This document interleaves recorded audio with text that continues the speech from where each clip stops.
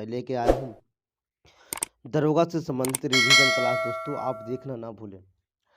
बहुत इम्पोर्टेंट जो हमेशा अक्सर पूछे जाते हैं दोस्तों, जो आपको पूछे जाते हैं वही क्वेश्चन मैं लाया हूँ और रोशन से कम 60-70% आता है दोस्तों, याद रखिएगा। बाकी 30% आता है करंट वगैरह, तो करंट भी हम चलाने का प्रयास कर रहे हैं। तो कहा जाता है आज का मोटिवेशनल है दोस्तों, वक्त ने फंसाया है लेकिन मैं परेशान नहीं। वक्त ने फंसाया है लेकिन मैं परेशान नहीं। वक्त ने फंसाया है लेकिन मैं परेशान नहीं हूँ दोस्तों। उसके बाद आते हैं, कहता कि हालातों से हार जाऊं मैं वो इंसान नहीं हूँ। हालातों से हार जाऊं मैं वो इंसान नहीं हूँ दोस्तों। इसी के साथ आज का पहला, आप अगर मेरे चैनल पर पहली बार आए हैं दोस्तों तो सबसे पहले लाइक कर दीजिए। क्या करना है, लाइक कर दीजिए। उसके बाद सब्सक्राइब कर लीजिए। उसके बाद बेल आइकन घंटी को दबा दीजिए। उसके बाद शेयर कर दीजिए दोस्तों।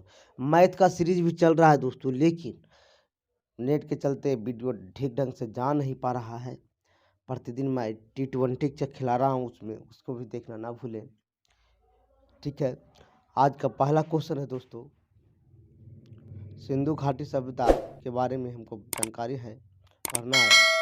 कहता रेडियो कार्बन 14 जैसे नवीन विश्लेषण पद्धति के द्वारा सिंधु सभ्यता को 2400 ईसा पूर्व से 1700 ईसा पूर्व माना गया था। याद रखिएगा, नवीन विश्लेषण जो कार्बन 14 पद्धति है उसके अनुसार से, समझेगा दोस्तों, उसके अनुसार से इसका जो तिथि निर्धारण किया गया था 2400 ईसा पूर्व से लेकर के 1700 ईसा पूर्व तक सिंधु सब माने इसका तिथि का निर्धारण किया गया था। लेकिन इसका जो विस्तार है जो दोस्तों त्रिभुजाकार है। कैसा त्रिभुजाकार था विस्तार। सिंधु सभ्यता की खोज 1921 ईस्वी में किया था राय बहादुर दयाराम साहनी ने किया था। कौन? राय बहादुर दयाराम साहनी ने किया था। कौन किया था? राय बहादुर दयाराम साहनी ने किया था। याद रखिएगा, बार बार पूछा जाता है दोस्तों क्वेश्चन।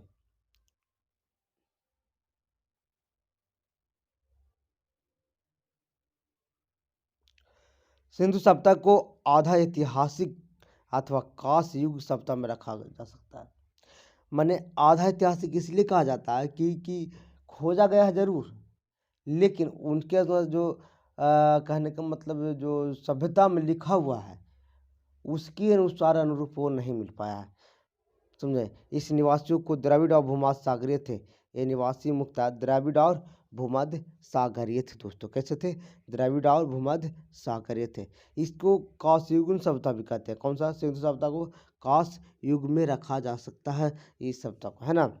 सर जॉन मार्शल भारतीय पुरातत्व सर्वेक्षण विभाग के महानिदेशक थे। ये बार बार पूछता है दोस्तों, सर जॉन मार्शल कौन? ये सर जॉन मार्शल भारतीय पुरातत्व विभाग के कौन थे? महानिर्देशक थे। कब बने थे? 1924 ईस्वी में। इन्होंने सिंधु घाटी सभ्यता नामक का एक उन्नत नगरीय सभ्यता पाए जाने वाली विविधता की घोषणा की। सिंधु घाटी सभ्यता नामक का एक उन्नत नगरीय सभ्यता पाए जाने वाला विविधता की घोषणा की। मैंने जब खुदाई हो रहा था रेल बनने के लिए उस समय, है ना।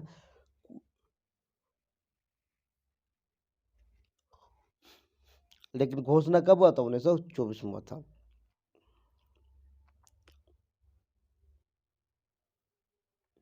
सिंधु सभ्यता सर्वाधिक पश्चिमी पूरा स्थल दासक नदी के किनारे सूतका गेंडोर है। देखिएगा, इस तरह से हम पार देते हैं।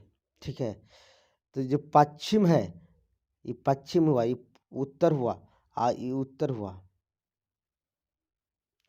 पूरब हुआ,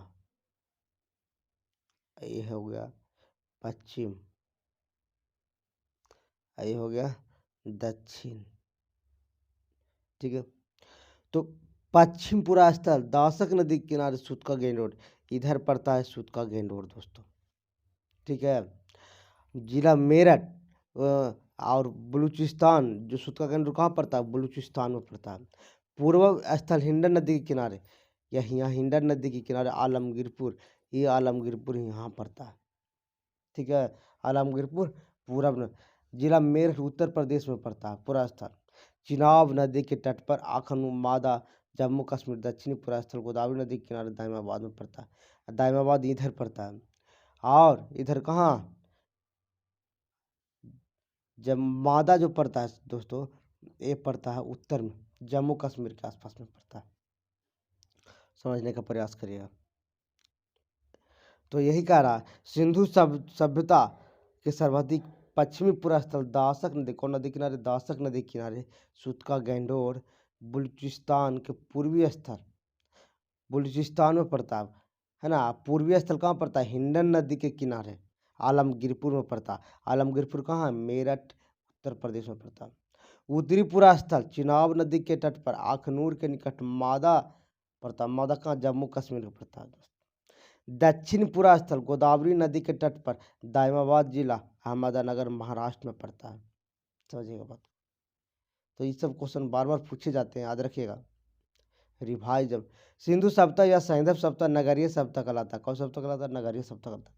सैंधव सभ्यता से प्राप्त परिपक्व वाले स्थलों में केवल 6 को ही बड़े बड़े नगर की संख्या दिया गया है। माने सैंधव सभ्यता से जो प्राप्त स्थल हुआ उसमें 6 को कोई सबसे बड़ा बड़ा महानगर के रूप में दर्जा दिया गया। कौन कौन है देखिएगा, मोहनजोदड़ो है, हड़प्पा है, गन बारीवाला है, धौला बीरा है, राखी गढ़ी है, कालीबंगा है। स्वतंत्रता के पश्चात हड़प्पा संस्कृति के सर्वाधिक स्थल गुजरात के क्षेत्र में खोजे गए थे। याद रखिएगा, स्वतंत्रता प्राप्ति के पश्चात हड़प्पा संस्कृति का सर्वाधिक स्थल कहाँ खोजा गया था, गुजरात में खोजा गया था। सिंधु घाटी सभ्यता सबसे बड़ा स्थल कौन है, मोहनजोदड़ो है। पूछा है सिंधु घाटी का सबसे बड़ा स्थल किसका, मोहनजोदड़ो। जबकि भारत में इसका सबसे बड़ा स्थल राखी गढ़ी घग्गर नदी है।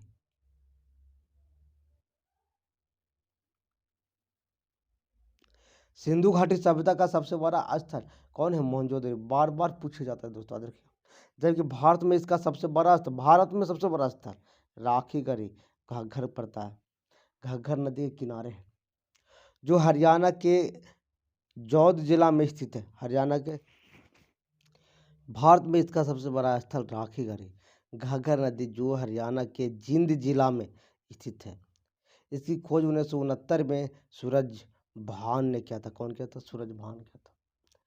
इसका खोज कौन किया था, 1969 में सूरज भान ने किया था। कौन किसका, राखी गढ़ी, जो घग्गर नदी के किनारे स्थित सबसे बड़ा स्थल। ऐसे सिंधु घाटी सभ्यता का सबसे बड़ा स्थल कौन बताया था, मोहनजोदड़ो। आते हैं लोथल और सुतकोटदा, सिंधु सभ्यता का बंदरगाह। देखिए लोथल भी है और सुतकोटदा भी है। क्या है, सिंधु सभ्यता का बंदरगाह है। जुते हुए खेत का नक्काशीदार ईंटों का प्रयोग कालीबंगा से प्राप्त। पूछता है बार बार प्रतियोगिता परीक्षाओं में पूछे जाते हैं दोस्तों कि जुते हुए खेत का या नक्काशीदार ईंटों का प्रयोग किस सभ्यता से मिला, तो कालीबंगा से मिला। मोहनजोदड़ो से प्राप्त स्नानागार संभवतः सैंधव सभ्यता की सबसे बड़ी इमारत है। स्नानागार जो नहाने वाला होता है, सैंधव सभ्यता का सबसे बड़ी इमारत है। कहाँ, मोहनजोदड़ो से जो प्राप्त हुआ था, जिसकी सभ्यता स्नान कुंड लंबाई 11.88 मीटर लंबा, 7.01 मीटर चौड़ा और 2.43 मीटर गहरा था। ठीक है, अब आगे चलते हैं दोस्तों। अग्निकुंड लोथल एवं कालीबंगा से प्राप्त हुआ है। अग्निकुंड कहाँ से प्राप्त हुआ, लोथल। अग्निकुंड लोथल एवं कालीबंगा से प्राप्त हुआ है। मोहनजोदड़ो से प्राप्त एक सील पर 3 मुख वाले देवता पशुपतिनाथ मूर्ति मिली है। उनके चारों ओर हाथी, गैंडा, चीता एवं भैंसा विराजमान है। कौन कौन, मोहनजोदड़ो से प्राप्त एक सील पर 3 मुख वाले देवता पशुपतिनाथ की मूर्ति मिली है। उनके चारों ओर हाथी, गैंडा, चीता एवं भैंसा विराजमान।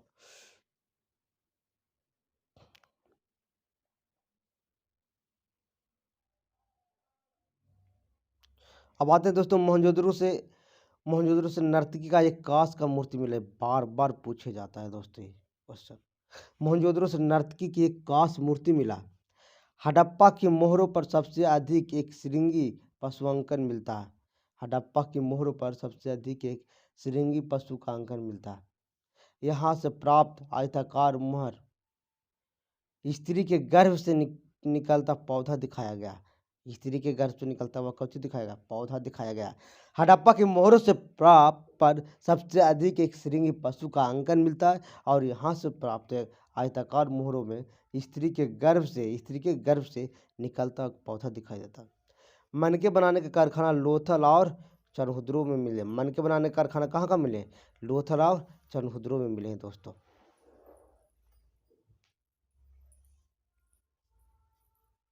सिंधु सभ्यता की लिपि भाव चित्रात्मक था। सिंधु सभ्यता का जो लिपि था भाव चित्रात्मक था। यह लिपि दाईं ओर से बाईं ओर लिखी जाती है। जब अभिलेख एक से अधिक पंक्ति का होता है तो पहली पंक्ति दाईं से बाईं और दूसरी पंक्ति बाईं से दाईं ओर लिखी जाती है। देखिए, पहली पंक्ति जब अभिलेख एक से अधिक पंक्ति का होता है तो पहली पंक्ति दाईं से बाईं यानी इधर से इधर, और जब दूसरी पंक्ति होता है तो बाएं से दाएं इधर होता है, लिखा जाता है।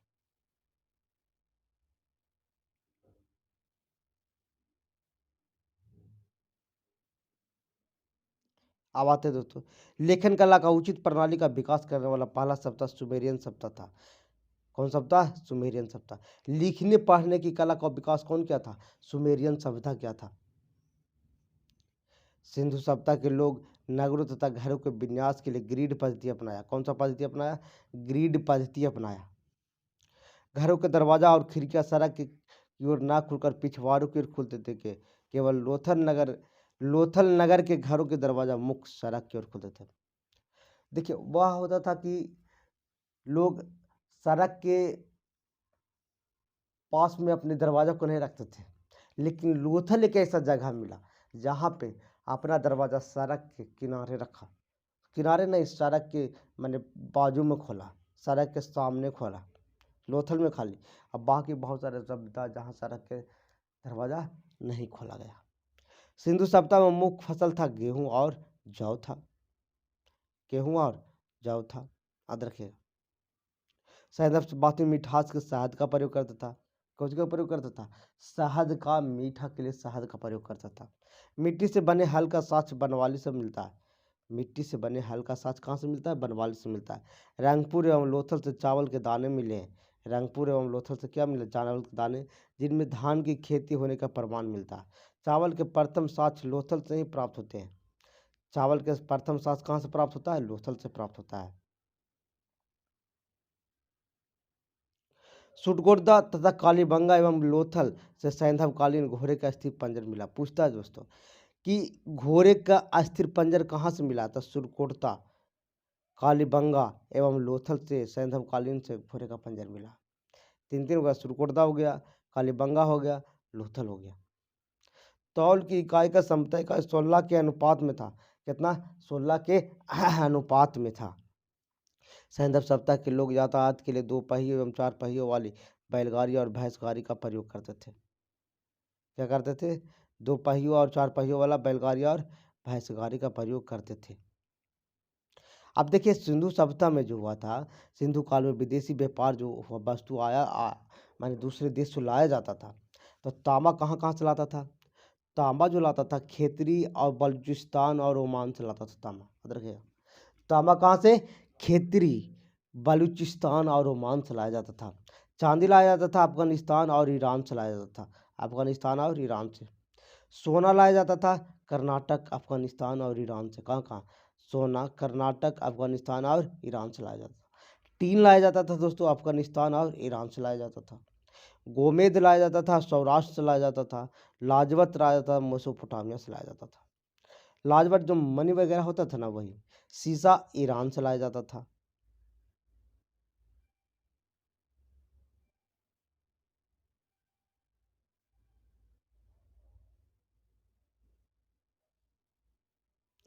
कहा जाता है कि मेसोपोटामिया को अभिलेखों में वर्णित मेलुहा शब्द का अभिप्राय सिंधु सभ्यता से मिला। मैंने मेसोपोटामिया के अभिलेखों में जो वर्णन किया गया था, मेलुहा शब्द, जो सिंधु सभ्यता से ही देन था। कौन सा, सिंधु सभ्यता से ही देन था दोस्तों। सभ्यता हड़प्पा संस्कृति का शासन वर्ग के हाथों में था। मैंने हड़प्पा संस्कृति का जो शासन था वर्गिक वर्ग में था, यानी बड़े बड़े लोगों के हाथ में था इसका शासन व्यवस्था। पिगनट ने हड़प्पा एवं मोहनजोदड़ो को एक विस्तृत साम्राज्य की जुड़वा राजधानी कहा था। पिग्नट एक इतिहासकार था, यानी कहने का मतलब वो बताया था कि हड़प्पा एवं मोहनजोदड़ो को एक विस्तृत साम्राज्य है। हाँ, ये दोनों एक जुड़वा राजधानी रहा होगा। सिंधु सभ्यता के लोग धरती को उर्वरता की देवी मानकर इसकी पूजा करते थे। माने सिंधु सभ्यता के लोग क्या करते थे कि धरती को क्या करते थे, उर्वरता की देवी, अन्न की देवी, इसको मान करके वो लोग पूजा करने का काम करते थे दोस्तों। वृक्ष पूजा, शिव पूजा प्रचलन के साथ साथ सिंधु सभ्यता से मिलते हैं। वृक्ष पूजा, शिव पूजा प्रचलन के साथ भी सिंधु सभ्यता से मिलते हैं।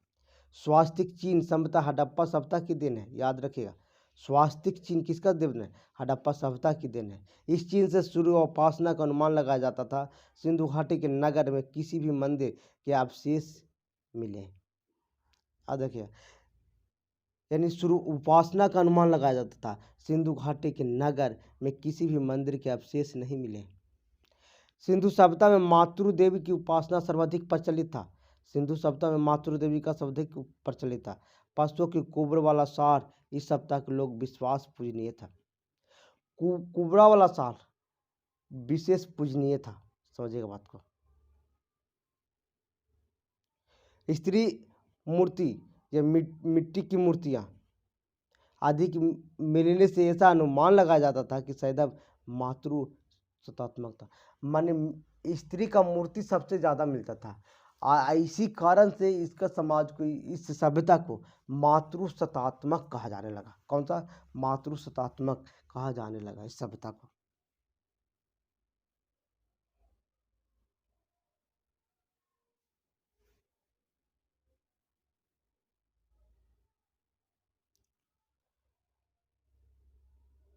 देखिएगा अब खोज कौन कौन को याद है। हड़प्पा,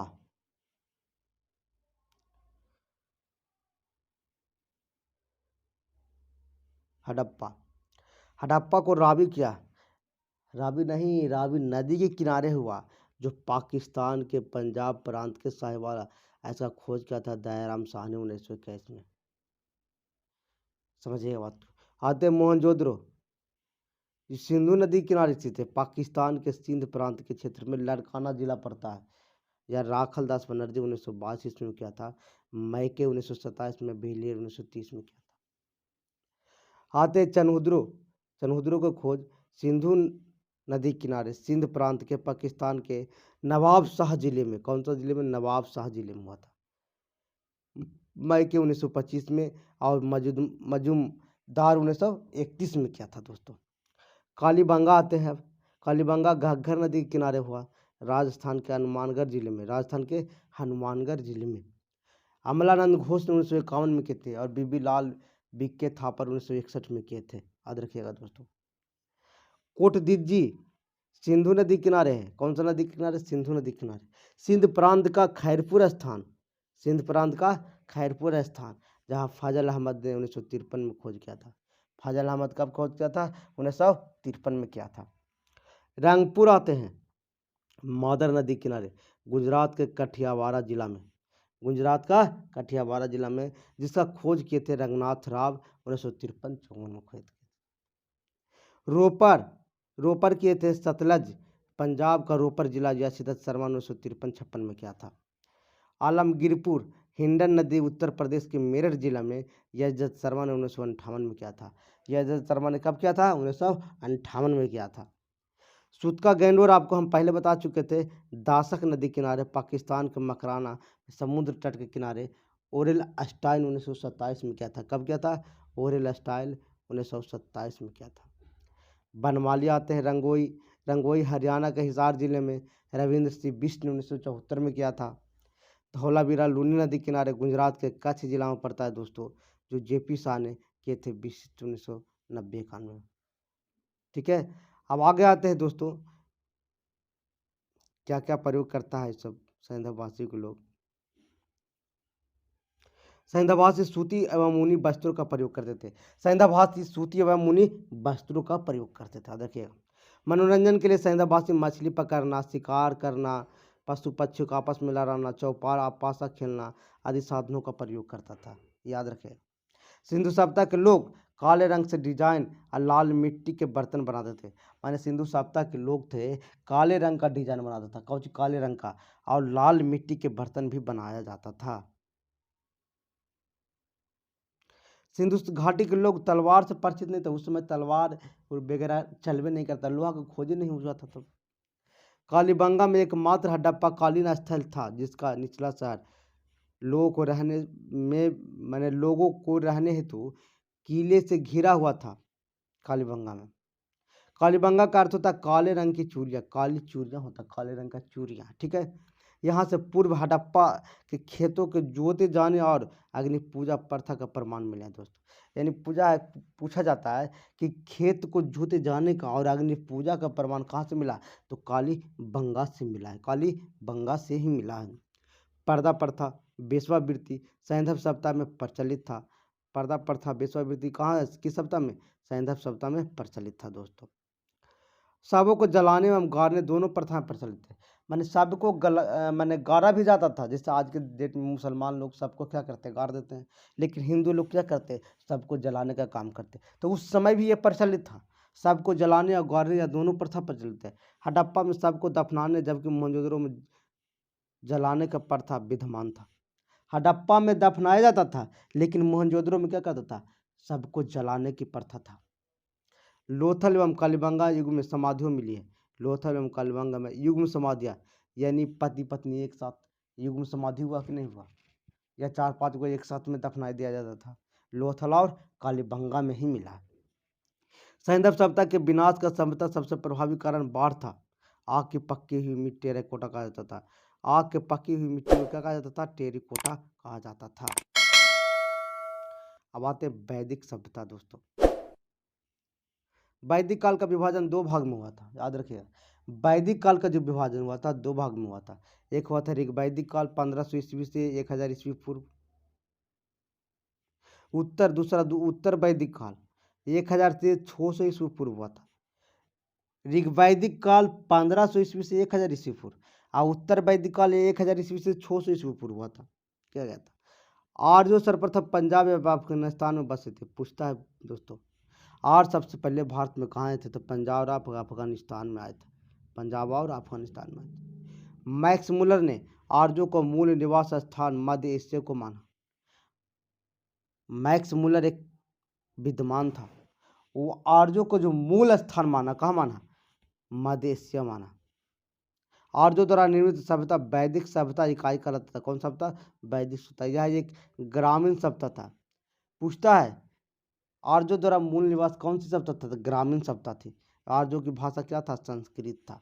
आर्यों का भाषा क्या था, संस्कृत था।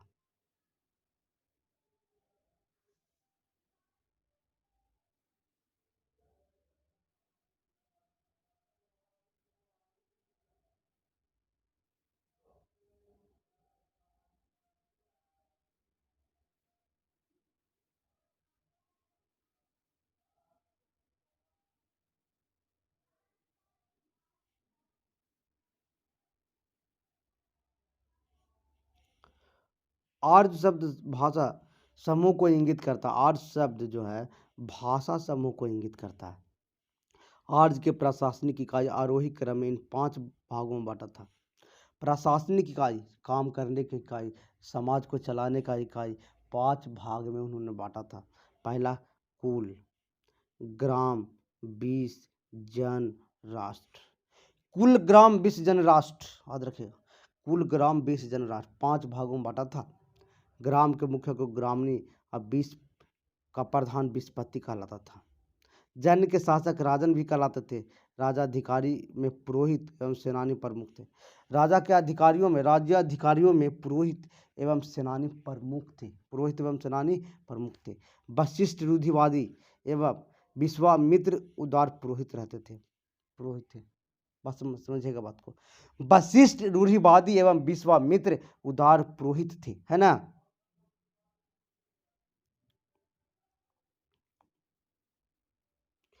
सूत रथकार एवं कमादी नामक अधिकारी रत्नी कहा जाते थे।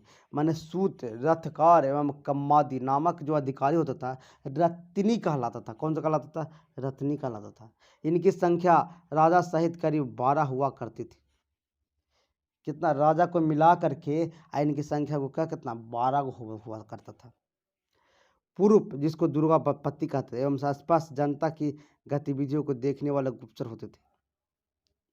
पूरब दुर्गपति एवं आसपास जनता की गतिविधियों को देखने वाला काम, जैसे आज के परिवेश में वीडियो सीओ जो भी है ना, डीएम एसपी ये भी है, तो यही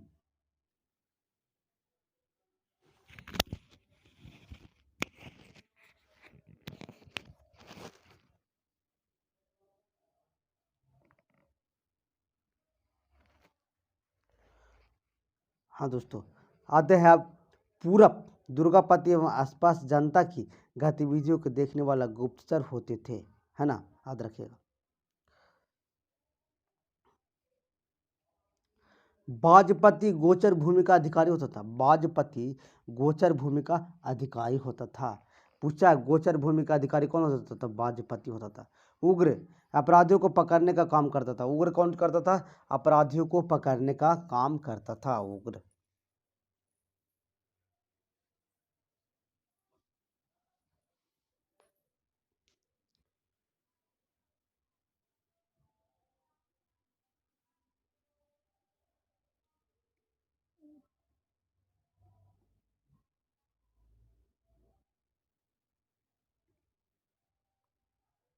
ऋग्वेद में किसी तरह के न्यायाधिकारी का उल्लेख नहीं मिलता है। माने ऋग्वेद में किसी तरह का न्याय अधिकारी का उल्लेख, माने न्याय देने वाला जो अधिकारी होता है उसका उल्लेख नहीं मिलता है ऋग्वेद में। सभा एवं समिति राजा को सलाह देने वाली संस्था थी। सभा एवं समिति राजा को सलाह दिया जाता था। सभा श्रेष्ठ एवं संप्रभात के लोगों की संस्था थी, जबकि समिति समान जनता का प्रतिनिधित्व करती थी। देखिएगा, याद रखिएगा दोस्तों, सभा राजा को सलाह देता था लेकिन समिति जनता को क्या करता था? प्रतिनिधित्व करता था। इसके अध्यक्ष को ईशान कहा जाता था। स्त्रियां सभा एवं समितियां में भाग ले सकती थी। स्त्रियां जो होता था सभा और समिति दोनों में भाग ले सकता था। युद्ध में केवल कबीले का नेतृत्व राजा करता था। युद्ध में केवल कबीले का नेतृत्व कौन करता था? राजा। गविष्ठ शब्द का प्रयोग जिसका अर्थ है गायों की खोज, बार बार पूछे जाता है दोस्तों, गविष्ठ।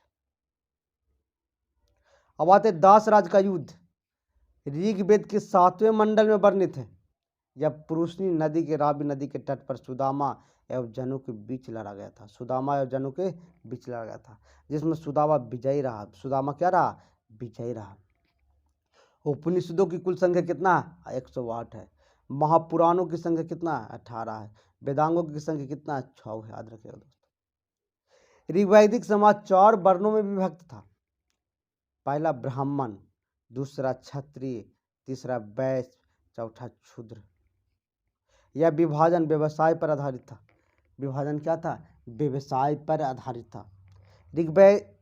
ऋग्वेद के 10वें मंडल में पुरुष सूक्त के चतुर्थ वर्ण का उल्लेख मिलता है। इसमें कहा गया कि ब्राह्मण परम पुरुष मुख से, ब्राह्मण को उत्पत्ति मुख से हुआ है और क्षत्रिय भुजा से हुआ है।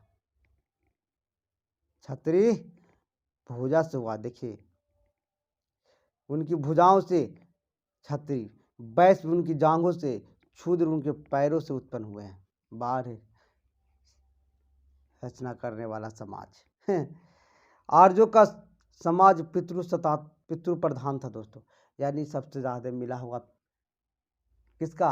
पिता का मूर्ति मिला हुआ, यानी मानव का मूर्ति, मानव मैंने कहने का मतलब है कि पुरुष नहीं, पुरुष का मूर्ति सबसे ज़्यादा मिला हुआ, तब ना पितृ प्रधान कहा गया।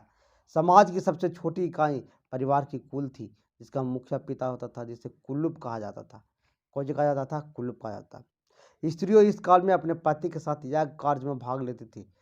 याग कार्य में क्या करता था? भाग लेता था। बाल विवाह, याद रखिएगा, बाल विवाह पर्दा प्रथा का प्रचलन नहीं था। बाल विवाह जो होता था 10 वर्ष 8 वर्ष में शादी होता था, उसका प्रचलन नहीं था। विधवा अपने मृतक पति के छोटे भाई देवर से विवाह कर सकता था। अगर किसी का पति मर गया तो उसका छोटा भाई उससे वह शादी कर सकता था। स्त्रियां शिक्षा ग्रहण करती थी। ऋग्वेद में लोपा मुद्रा, घोषा, सिकता, आपला, विश्वास जैसी विदुषी स्त्रियों का वर्णन है। गर्गी याज्ञवल्क्य के में वाद विवाद चुनौतियां दी जाती थी। मैंने गर्गी ने याज्ञवल्क्य का वाद विवाद की चुनौतियां दी थी। गर्गी कोई होगा, है ना। जीवन भर अविवाहित रहने वाली महिला को अमाजु कहा जाता था। जो जीवन भर अविवाहित रहता था उसको अमाजु कहा जाता था। जीविकोपार्जन के लिए वेद वेदांग पढ़ने वाला अध्यापक को उपाध्याय कहलाता था। मैंने जीविकोपार्जन मैंने अपने पेट को चलाने के लिए वेद वेदांग जो पढ़ता था उसको उपाध्याय कहलाता था। आर्यों का मुख्य पेय पदार्थ था सोमरस। याद रखिए, आज के डेट में दारू जो कहते हैं, शराब कहते हैं, वही है सोमरस। यह वनस्पति से बनाया जाता था। इससे वनस्पति से बनाया जाता था। आर्य मुख्यतः 3 प्रकार के वस्त्रों का उपयोग करते थे। पहला बास, अधिबास, उष्णीस।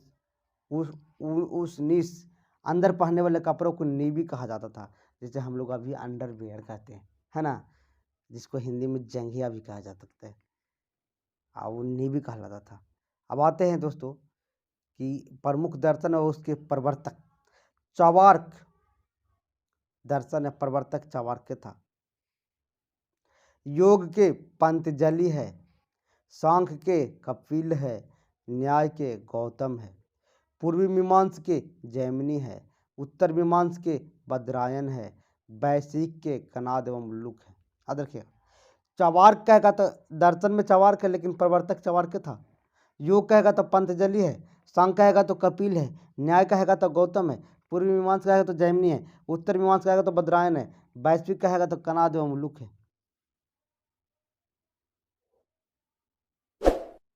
है ना। कहता महर्षि कनाद को भारतीय परमाणुवाद का जनक कहा जाता है। कनाद मुनि को कहा जाता है परमाणुवाद को जनक कहा जाता है।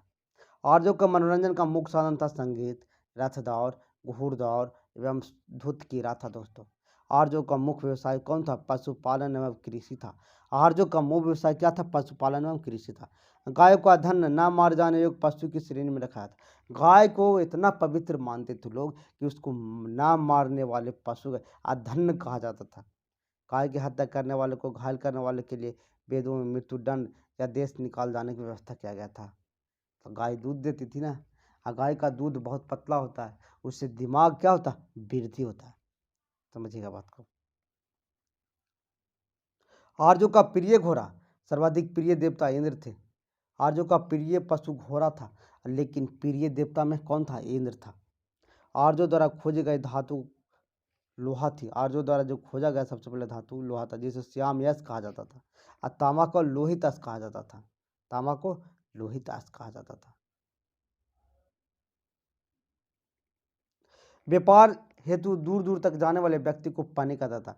मैंने आज के डेट में परिवेश में हम देखते हैं व्यापार के लिए जो लोग दूर दूर तक के जाते हैं तब उसको पानी कहलाता था उस समय। आज के व्यापारी जो होता है ना, बिजनेसमैन बोलते हैं हम लोग। लेन देन की वस्तु विनिमय प्रणाली पर आधारित था। लेन देन की वस्तु को जी विनिमय प्रणाली पर आधारित था। ऋण देकर ब्याज लेने वाले व्यक्ति को बेकनाट या सूदखोर कहा जाता है। सूदखोर तो आज भी कहा जाता है, लेकिन उस समय बेकनाट भी कहा जाता था। मनुष्य एवं देवता के बीच मध्यस्थ भूमिका निभाने वाले देवता को अग्नि पूजा किया जाता है। मनुष्य और देवता दोनों के बीच बीच का जो कार्य होता है ना, कॉमन, वो अग्नि की पूजा की जाती थी। अग्नि का पूजा किया जाता, अभी भी अग्नि का पूजा किया जाता है, ऐसा थोड़ी क्या है।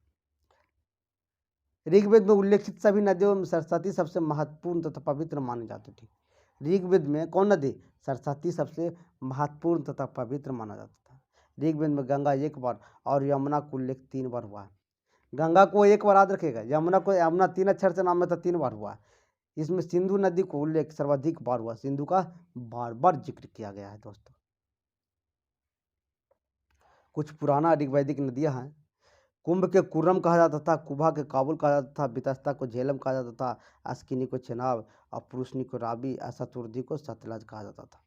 विपाशा को ब्यास, सदानेरा को गंडक, दशगति के घग्गर, गोमती के गोमत, स्वस्तु के स्वाति नाम। यानी प्राचीन नाम इधर था और आधुनिक नाम अभी वर्तमान में नाम हम लोग जानते हैं। प्राचीन नाम और आधुनिक नाम। अगर मेरा वीडियो अच्छा लगे दोस्तों तो लाइक शेयर सब्सक्राइब कर लीजिए नेक्स्ट के क्लास के लिए। ठीक है, नेक्स्ट पार्ट मैं लाऊंगा, पार्ट 3। याद रखिएगा दोस्तों, और शेयर करना जरूर करिएगा, सब्सक्राइब जरूर कर लीजिएगा दोस्तों। थैंक यू दोस्तों।